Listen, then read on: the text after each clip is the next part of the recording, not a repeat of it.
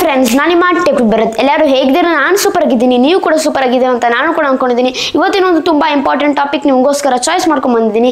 ಈ ಒಂದು ಟಾಪಿಕ್ ಏನಂತ ಅಂದರೆ, ಯೂಟ್ಯೂಬ್ನಿಂದ ಒಂದು ಬೆಂಕಿ ಅಪ್ಡೇಟ್ ಬಂದಿದೆ ಮತ್ತು ಇನ್ನೊಂದು ಹೊಸ ಪಾಲಿಸಿ ಬಂದಿರುವಂಥ ಹೊಸ ಮಾನಿಟೈಸೇಷನ್ ಬಗ್ಗೆ ಒಂದು ಪಾಲಿಸಿ ತಂದಿದ್ದಾರೆ ಅಂತಲೇ ಹೇಳಬೇಕು.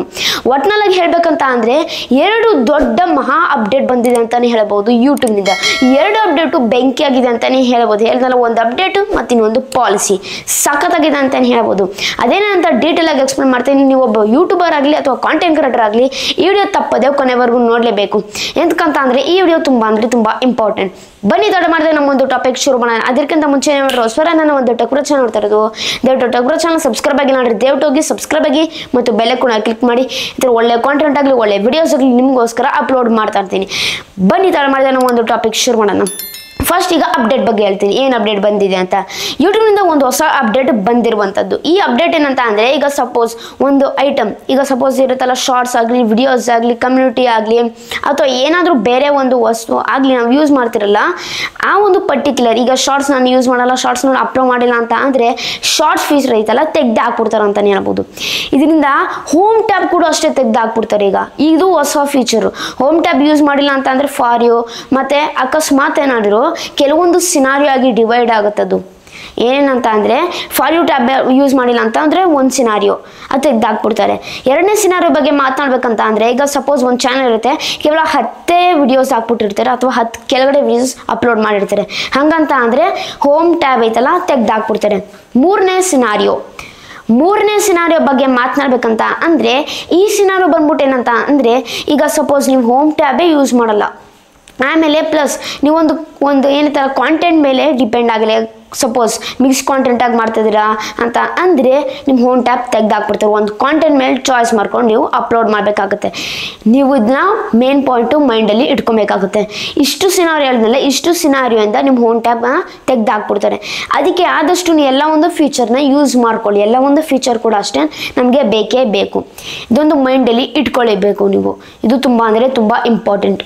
ನೆಕ್ಸ್ಟ್ ಬಂದ್ಬಿಟ್ಟು ಮಾನಿಟೈಸೇಷನ್ ಪಾಲಿಸಿ ಬಗ್ಗೆ ಮಾತಾಡೋಣ. ತುಂಬ ಇಷ್ಟ ಆಯ್ತು ಅಂತಲೇ ಹೇಳ್ಬೋದು. ಮಾನಿಟೈಸೇಷನ್ ಪಾಲಿಸಿ ಮುಂಚೆ ಇದ್ದಿದ್ದು ಈಗ ತಂದಿರಲ್ಲ ಹೊಸ ಒಂದು ಮಾನಿಟೈಸೇಷನ್ ಪಾಲಿಸಿ ಫುಲ್ನ ಚೇಂಜ್ ಮಾಡಿಬಿಟ್ಟಿದ್ದಾರೆ ಅಂತಲೇ ಹೇಳ್ಬೋದು. ಅದೇನಂತ ಅಂದರೆ, ಅರ್ನ್ ಹಬ್ ಟ್ಯಾಬ್ ಅಂತ ಬರ್ತಿದೆ ಅಂತೆ. ಈ ಟ್ಯಾಬಲ್ಲಿ ಈಗ suppose reuse content, repetitive content, misleading data ಈ ಥರ ಏನಾದರೂ ಪ್ರಾಬ್ಲಮ್ ಬಂದರೆ 1 ವಾರ 7 ದಿವಸ ಮುಂಚೆನೇ ಸೂಚನೆ ಮಾಡುತ್ತೆ ಪರ್ಟಿಕ್ಯುಲರ್ ಟ್ಯಾಬ್. ಈ ಥರ ತಪ್ಪು ಮಾಡಿದ್ದೀರಾ, ಈ ಥರ ನಿಮ್ದು ಏನೈತಲ್ಲ ಚಾನಲ್ ಸಸ್ಪೆಂಡ್ ಆಗಿಬಿಡುತ್ತೆ, ಅದಕ್ಕೆ ಅಪೀಲ್ ಮಾಡಿ ಆದಷ್ಟು ಇದ್ರಿಗೆ ಅಂತ ಹೇಳುತ್ತೆ. ಈಗ ಸಪೋಸ್ ಮುಂಚೆಲ್ಲ ಏನಾಗ್ತಿದೆ ಅಂತ ಅಂದರೆ, ಈ ಥರ ಪ್ರಾಬ್ಲಮ್ ಬರ್ತಿದೆ, ಮಾನಿಟೈಸೇಷನ್ ಆಫ್ ಆಗ್ತಾಯಿತ್ತು ಅಥವಾ ಸಸ್ಪೆಂಡೇ ಆಗ್ಬಿಡ್ತಾಯಿತ್ತು. ಇದರಿಂದ ಈಗ ಏನಾಗುತ್ತಂತ ಅಂದರೆ, ಹೇಳಿದಲ್ಲ ಮುಂಚೆ ನಿಮಗೆ 1 ವಾರ ಮುಂಚೆನೇ ಸೂಚನೆ ಮಾಡುತ್ತದು. ಈ ಥರ ನಿಮಗೆ ತಿಳಿಸೋದು ಅಡ್ವಾನ್ಸ್ ಆಗಿ 1 ವಾರ ಮುಂಚೆನೇ. ಅವಾಗ ನೀವು ಅಪೀಲ್ ಮಾಡ್ಬೋದು ಬೇಗ. ಆವಾಗ ಆ ಒಂದು ಪ್ರಾಬ್ಲಮ್ ಬರಲ್ಲ. ಈಗ ಸಪೋಸ್ ನೀವು ಅಪೀಲೇ ಮಾಡಿಲ್ಲ, 7 ದಿವಸ ಮೇಲೆ ಆಗುತ್ತಂತ ಅಂದರೆ ನಿಮ್ಮ ಮಾನಿಟೈಸೇಷನ್ ಐತಲ್ಲ ಅದು ಸಸ್ಪೆಂಡ್ ಆಗಿಬಿಡುತ್ತೆ.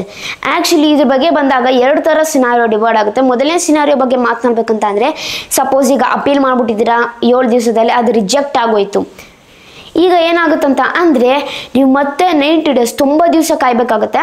ಆಮೇಲೆ ಮತ್ತೆ ರೀಅಪ್ಲೈ ಮಾಡಬೇಕು ಮಾನಿಟೈಸೇಷನ್ಗೆ. ಮೊದಲನೇ ಸಿನಾರಿಯೋ. ಎರಡನೇ ಸಿನಾರಿಯೋ ಬಗ್ಗೆ ಮಾತನಾಡ್ಬೇಕಂತ ಅಂದರೆ ಇದೇನಂತ ಅಂದರೆ, ಈಗ ಸಪೋಸ್ ಮಾನಿಟೈಸೇಷನ್ ಏನೈತಲ್ಲ ನೀವು ಅಪೀಲೇ ಮಾಡಿಲ್ಲ ಅಂತ ಅಂದರೆ ಏನಾಗುತ್ತಂತ ಅಂದರೆ, ನಿಮಗೆ ಮಾನಿಟೈಸೇಷನ್ ಸಸ್ಪೆಂಡ್ ಆಗುತ್ತೆ.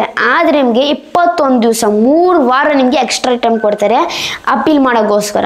ಮೈಂಡಲ್ಲಿ ಇಟ್ಕೊಳ್ಳಿ, ಎಕ್ಸ್ಟ್ರಾ ಟೈಮ್ ಕೊಡ್ತಿರುವಂಥದ್ದು ಅಂತ ನೀವು ಹೇಳ್ಬೋದು.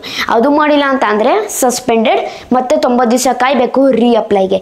2 ಥರ ಸಿನಾರಿಯೋ ಡಿವೈಡ್ ಆಗುತ್ತೆ.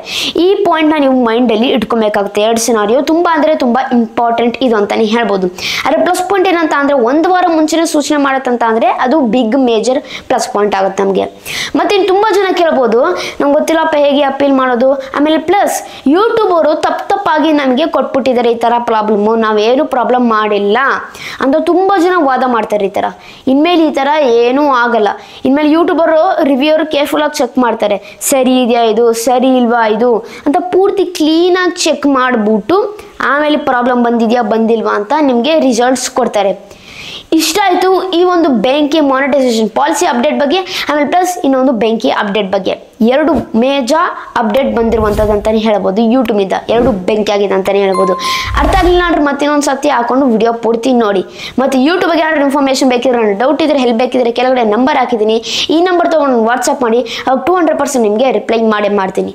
ಈ ಥರ ವಿಡಿಯೋಸ್ ಬೇಕಂದ್ರೆ ದಯವಿಟ್ಟು ನನಗೆ ಪ್ರೋತ್ಸಾಹ ಕೊಡಿ. ಹೇಗೆ ಪ್ರೋತ್ಸಾಹ ಕೊಡೋದಂದರೆ ಜಸ್ಟ್ ತುಂಬ ಸಿಂಪಲ್. ಅದು ಹೆಂಗಂದ್ರೆ ನೀವು ಒಂದು ಸಬ್ಸ್ಕ್ರೈಬ್ ಮಾಡಿರಿ, ಲೈಕ್ ಮಾಡಿರಿ, ಶೇರ್ ಮಾಡಿ, ಕಾಮೆಂಟ್ ಮಾಡಿರಿ. ಇಷ್ಟು ಮಾಡಿದ್ರೆ ನನಗೆ ದೊಡ್ಡ ಪ್ರೋತ್ಸಾಹ ನೀಡ್ತೀರಾ. ದಯವಿಟ್ಟು ಕನ್ನಡ ಬೆಳೆಸಿ ಮತ್ತು ಕನ್ನಡ ಉಳಿಸಿ. ಇಲ್ಲಿಗೆ ವಿಡಿಯೋ ಮುಗಿಸ್ತಾ ಇದ್ದೀನಿ.